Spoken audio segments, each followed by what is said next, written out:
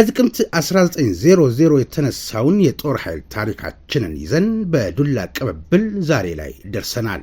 ይህ ሞርስ ኮሚኒኬሽን ነው። የኢትዮጵያን ሉዓላዊ ግዛት እየጠበቀና እያስከበረ ዛሬ ላይ ያደረሰውን ትናንት ደሙን ያፈሰሰ አጥንቱን የከሰከሰውን እያመሰገንን ታሪኩን እየተረክን የፈጸመውን ጀብድ እየዘከርን ለዛሬው የጦር ኃይል ብርታት እንዲሆነው እያደረግን ለነገው ተተኪ ጀግንነትን እንዲወርስ ተግተን እንሰራለን። ጀግናን ማመስገን ጀግናን መፍጠር ነው።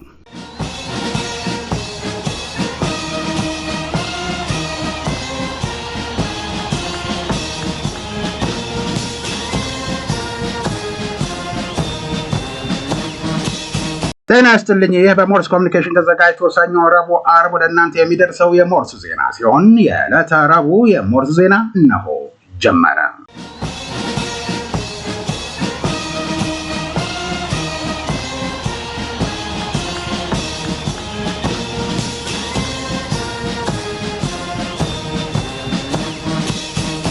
አርእስተ ዜና። የኢትዮጵያ አየር ኃይል የአምስተኛ ትውልድ አካል የሆነው ሱኮይ 30 የተሰኙ አዳዲስ የውጊያ ጄቶችን በእጁ አስገባ። የሜቴኩ ጄኔራል በየሚዲያው እየወጡ ኢትዮጵያዊነት በሽታ ነው በማለት ስድብ መጀመራቸው ለትዝብት ዳረጋቸው። በተለያዩ ወንጀሎች ተጠርጥረው ሲፈለጉ የነበሩት የሞንጀሪኖ የትዳር አጋር ኃይለ ሊባኖስ በቁጥጥር ስር ዋሉ። የተቀናጀ የውሃ ሀብት አስተዳደር ማስፈጸሚያ የተፋሰሶች ከፍተኛ ምክር ቤት ማቋቋሚያ ረቂቅ አዋጅ ጸደቀ። ከውጭ የአሜሪካ ውጭ ጉዳይ ሚኒስትር በኢትዮጵያና ኬንያ ሊያደርጉት የነበረውን ጉብኝት መሰረዛቸው ተሰማ። ምክንያታቸው የኬንያው ፕሬዝዳንት ቤጂንግ በመሄዳቸው ነው ተብሏል። ካርዲናሎች ተሰብስበው የሊቃነ ጳጳሳት ፍራንሲስን የቀብር ቀን ቅዳሜ እንዲሆን ወሰኑ። በሐማስና በእስራኤል መካከል አዲስ የተኩስ አቁም ድርድር ሊደረግ ነው።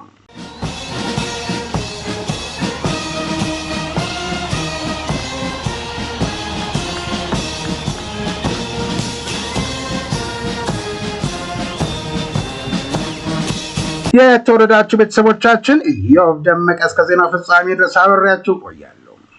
ወደ ቀዳሚው ዜና አልፋለሁ። የዩኒቨርሲቲ መውጫ ፈተና ዳግም ለመፈተን እየተጠባበቁ ላሉ አመልካቾች ምዝገባ ተጀመረ። በሰኔ 2017 ዓ.ም የሚሰጠውን የቅድመ ምረቃ ፕሮግራሞች የዩኒቨርሲቲ መውጫ ፈተና ዳግም ለመፈተን እየተጠባበቁ ያሉ አመልካቾች ምዝገባ ተጀምሯል። ከትናንት ሚያዝያ 14 ቀን 2017 ዓ.ም እስከ ግንቦት 5 ቀን 2017 ዓ.ም የሚከናወን መሆኑን ትምህርት ሚኒስቴር አስታውቋል። የመመዝገቢያ ቅጽ exam/exam.etherne.edu.et ላይ የተዘረዘሩትን መስፈርቶች በማሟላት መመዝገብ የሚቻል መሆኑ ተገልጿል። ፈተናው የሚሰጥበት ቀን ወደፊት ይገለጻል የተባለ ሲሆን ፈተናውን ለመውሰድ የብሔራዊ ወይም ፋይዳ መታወቂያ መያዝ ግን ግዴታ መሆኑ ተመላክቷል።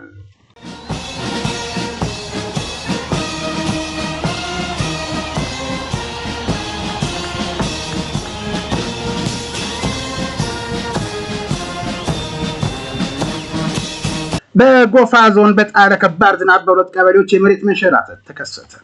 ባሳለፍነው ሳምንት ሚያዝያ 8 ቀን በጎፋ ዞን በገዜ ጎፋ ወረዳ ጃውላ ጎሬ ቀበሌና ጃውላ ባላላ ቀበሌ የመሬት መንሸራተቱ ማጋጠሙ ሞርስ ዜና ሰምቷል።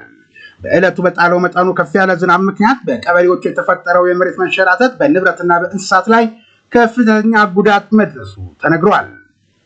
በመሬት መንሸራተት ክስተቱ የተፈናቀሉ ሰዎች ቢኖሩም በሰው ሕይወት ላይ ግን የደረሰ አደጋ የለም ተብሏል። የክረምቱ መግባትን ተከትሎ ሊከሰት የሚችለውን አደጋ ለመቀነስ የቅድመ ጥንቃቄ ስራዎች እየተሰሩ መሆኑን እየተገለጸ ነው። በዞኑ ደጋማ አካባቢዎች የመሬት መንሸራተትና የመሬት ናዳ አደጋ ስጋት ያለባቸው መሆኑ ከዚህ ቀደም መዘገባችን ይታወሳል።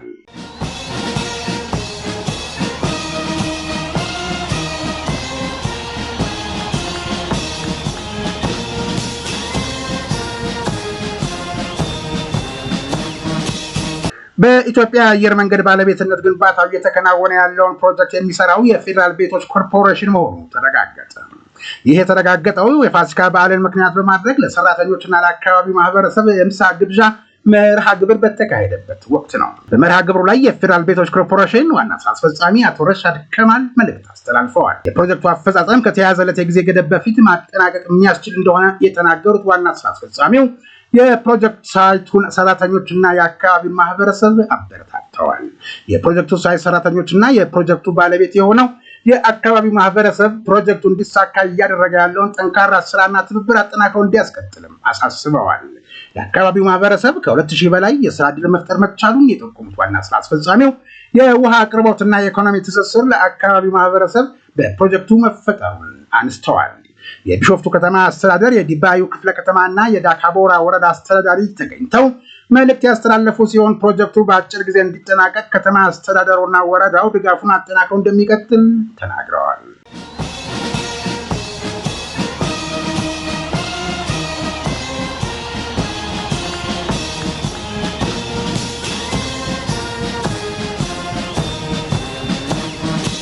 አሲምባ ዲሞክራሲያዊ ፓርቲ ህጋዊ እውቅና ያልተሰጠውና የምዝገባ ፈቃድ ያልወሰደ በመሆኑ ምርጫ ቦርድ ተጠንቀቁ አለ። ህብረተሰቡ ጥንቃቄ እንዲያደርግ ያለው የምርጫ ቦርድ እርምጃው የዘገየ ነው ተብሎ ማሳሰቢያው ተተችቶበታል። አሲምባ ዲሞክራሲያዊ ፓርቲ ወይም አዴፓ ከኢትዮጵያ ብሔራዊ ምርጫ ቦርድ ምንም አይነት ጊዜያዊም ሆነ ቋሚ ህጋዊ እውቅና ምዝገባ ፈቃድ ያልወሰደና የምዝገባ ሂደቱን ያልጨረሰ በመሆኑ ህብረተሰቡ ይህን ተረድቶ ጥንቃቄ እንዲያደርግ የኢትዮጵያ ብሔራዊ ምርጫ ቦርድ አሳስበዋል።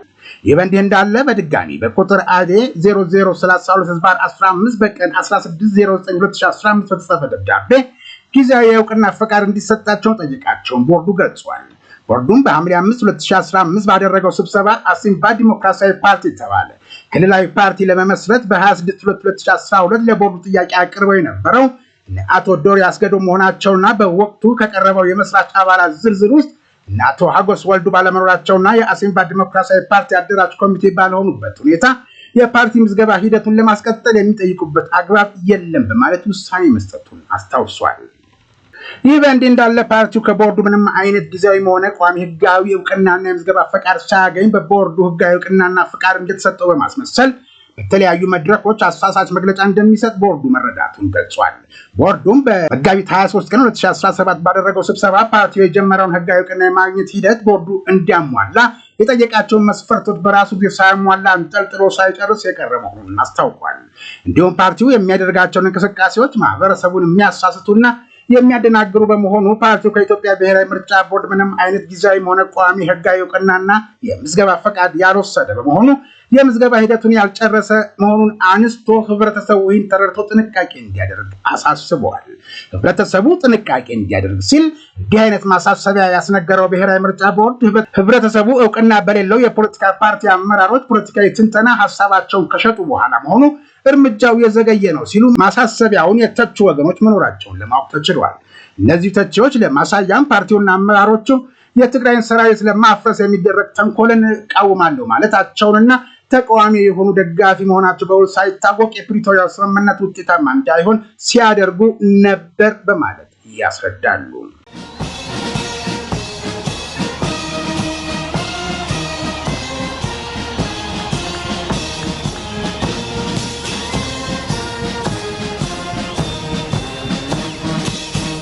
የተቀናጀ የውሃ ሀብት አስተዳደር ማስፈጸሚያ የተፋሰሶች ከፍተኛ ምክር ቤት ማቋቋሚያ ረቂቅ አዋጅ ጸደቀ። በረቂቅ አዋጁ ዙሪያ ባለድርሻ አካላትና የህዝብ አስተያየት ተሰብስቦ ውይይት ሲደረግበት የቆየ ሲሆን ህገ መንግስቱን ታሳቢ ተደርጎ የተዘጋጀው የተቀናጀ የውሃ ሀብት አስተዳደር ማስፈጸሚያ የተፋሰሶች ከፍተኛ ምክር ቤት ማቋቋሚያ ረቂቅ አዋጅን አስመልክቶ የውሃ መስኖና ቆላማ አካባቢዎችና አካባቢ ልማት ጉዳዮች ቋሚ ኮሚቴ ሰብሳቢ ክብርት ወይዘሮ ፈቲያ አህመድ ሪፖርትና የውሳኔ ሀሳብ አቅርበዋል። በስድስተኛው የህዝብ ተወካዮች ምክር ቤት በአራተኛ ዓመት የሥራ ዘመን 25ኛ መደበኛ ስብሰባው የቀረበውን ረቂቅ አዋጅ አስመልክቶ በስፋት ከተወያየ በኋላ የተቀናጀ የውሃ ሀብት አስተዳደር ማስፈጸሚያ የተፋሰሶች ከፍተኛ ምክር ቤት ማቋቋሚያ አዋጅን አዋጅ ቁጥር 1375/2017 አድርጎ በሙሉ ድምፅ ማጽደቁን ከምክር ቤቱ ያገኘነው መረጃ ያመለክታል።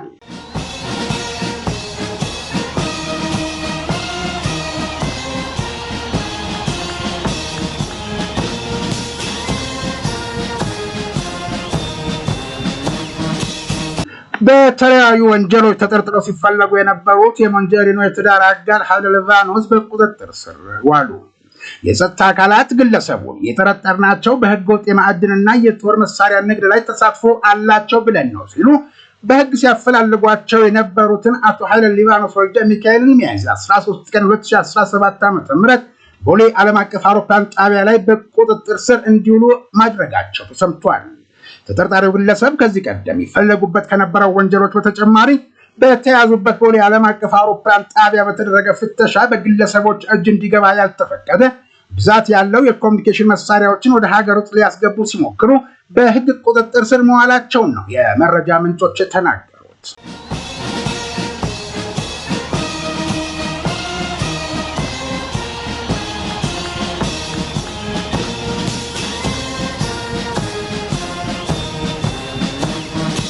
የኢትዮጵያ አየር ኃይል የአምስተኛ ትውልድ አካል የሆነው ሱኮይ 30 የተሰኙ አዳዲስ የውጊያ ጀቶችን በእጁ አስገባ።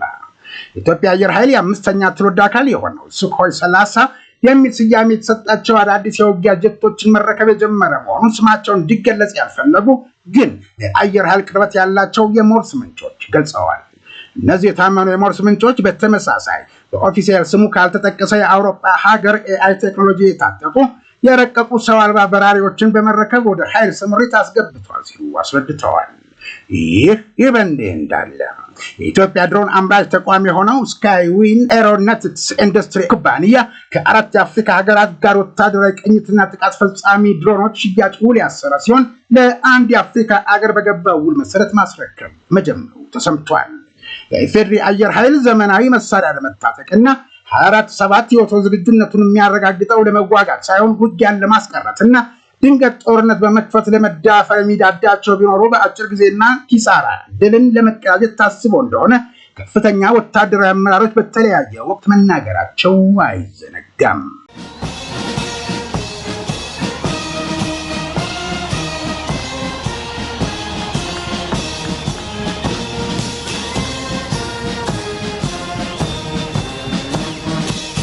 ስም የሚጠሩት የሜቴኩ ጀነራል በየሚዲያው እየወጡ ኢትዮጵያዊነት በሽታ ነው በማለት ስድብ መጀመራቸው ትዝብት ላይ እንደጣላቸው ተሰማ።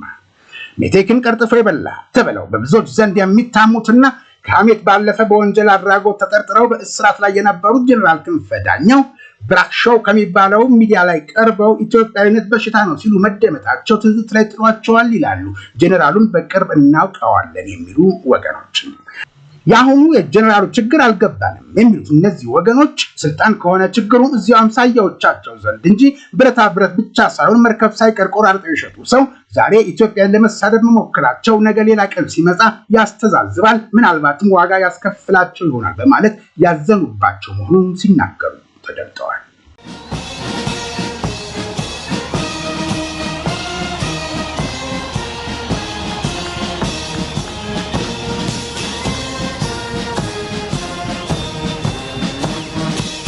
የተወደዳችሁ ቤተሰቦቻችን በሞርስ ኮሚኒኬሽን ተዘጋጅቶ ሰኞ፣ ረቡዕ፣ ዓርብ ወደ እናንተ የሚደርሰው የሞርስ ዜና እንደቀጠለ ነው።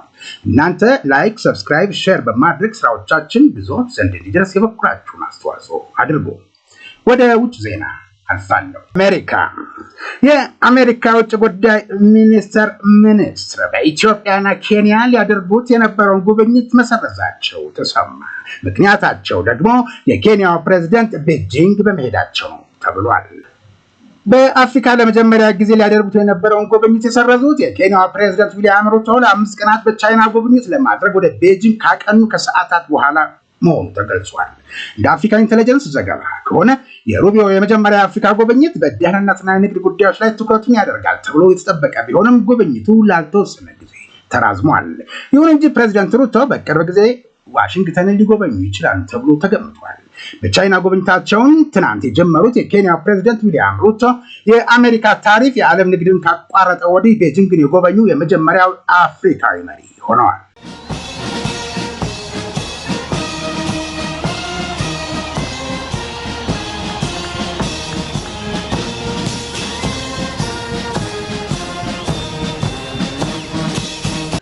ካርዲናሎች ተሰብስበው የሊቃነ ጳጳሳት ፍራንሲስን የቀብር ቀን ቅዳሜ እንዲሆን ወሰኑ። በዓለም ላይ ከ1.4 ቢሊዮን በላይ ተከታዮች ያላት የካቶሊክ ቤተክርስቲያን በ266ኛው ርዕሰ ሊቃነ ጳጳሳት ፍራንሲስ ሕይወታቸው ማለፉን ማስታወቁ አይዘነጋም። ይህን ተከትሎ ቫቲካን ትናንት እንዳስታወቀው የፖፕ ፍራንሲስ ሞት ምክንያት በስትሮክ እና የልብ ህመም መሆኑን እንዲሁም የስርዓተ ቀብራቸውን ቀን ለመወሰንም ካርዲናሎች በቫቲካን ተሰብስበው ነበር ብሏል።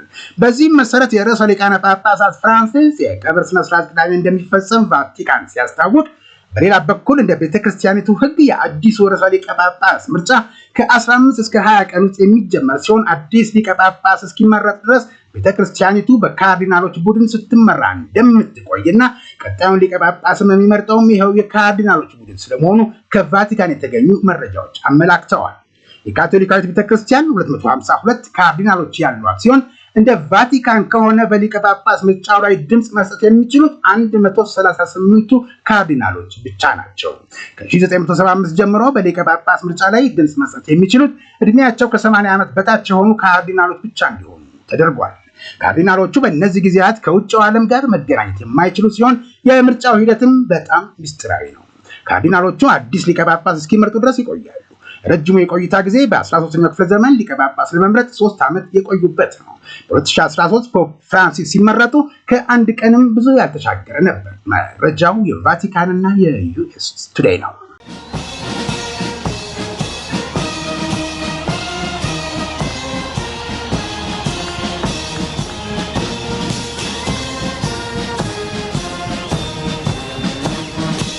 በሐማስና በእስራኤል መካከል አዲስ የተኩስ አቁም ድርድር ሊደረግ ነው። ፍልስጤማዊ ባለስልጣን የኳታርና የግብፅ አደራዳሪዎች የአዲሱን የተኩስ አቁም ድርድር እያረቀቁ መሆኑን ለቢቢሲ ነግረውታል። በዚህም መሰረት የተኩስ አቁሙ ከ5 እስከ 7 ዓመታት የሚዘልቅ እንደሚሆን የተነገረ ሲሆን ሁሉም እስራኤላውያን ታጋቾች ተለቀው በምላሹ በእስራኤል እስር ቤቶች የሚገኙ ፍልስጤማውያን ይለቀቃሉ ተብሏል። እንዲሁም ጦርነቱ በይፋ ቆሞ የእስራኤል ወታደሮች ሙሉ በሙሉ ከጋዛ እንዲወጡ እንደሚደረግም ተነግሯል። በዚህም መሰረት በጉዳዩ ላይ ምክክር ለማድረግ የሐማስ ልዑካን ወደ ካይሮ እንደሚሄዱ ተመላክቷል። ከዚህ ቀደም የተደረሰው የተኩስ አቁም ስምምነት ከ1 ወር በፊት መፍረሱ የሚታወስ ሲሆን ስምምነቱ ለመፍረሱ ሁለቱ ወገኖች አንዳቸው ሌላውን ሲከሱ እስራኤል ጋዛ ላይ ጥቃት መፈጸሟን ቀጥላለች። ነገር ግን አዲስ ድርድር ሊደረግ ስለመሆኑ እስካሁን ከእስራኤል በኩል የተባለ ምንም ነገር የለም። የሐማስ የፖለቲካ ክንፍ ኃላፊ ሞሐመድ ዳርዊሽ እና ዋና ተደራዳሪው ለድርድር ሀሊል አልሃያ ካይሮ እንደሚገኙ ተጠቁሟል።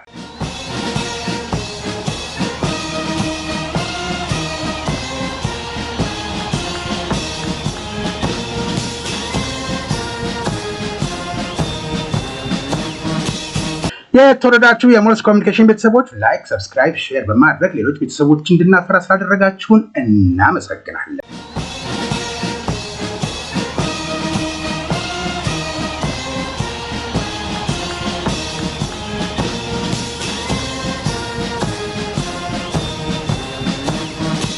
አርእስተ ዜናውን በድጋሚ እናስታውሳለን።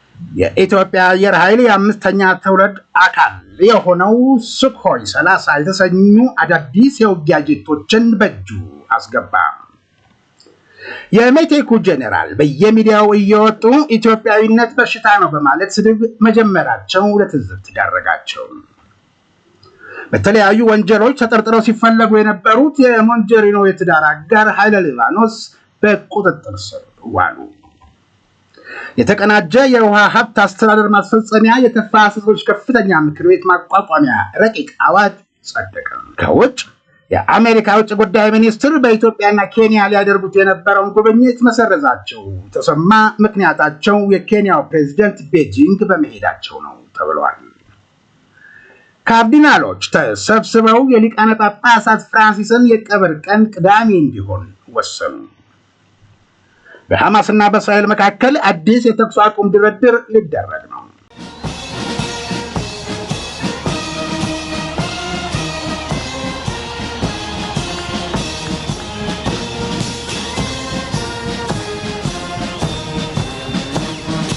ሞርስ ኮሚኒኬሽን ተዘጋጅቶ ሰኞ፣ ረቡዕ፣ ዓርብ ወደ እናንተ ሲደርስ የነበረው የዕለተ ረቡዕ የሞርስ ዜና የእስካሁን ነበር። የፊታችን ዓርብ በሞርስ ዜና እንገናኛለን። እስከዚያው ድረስ ጤና ይስጥልኝ።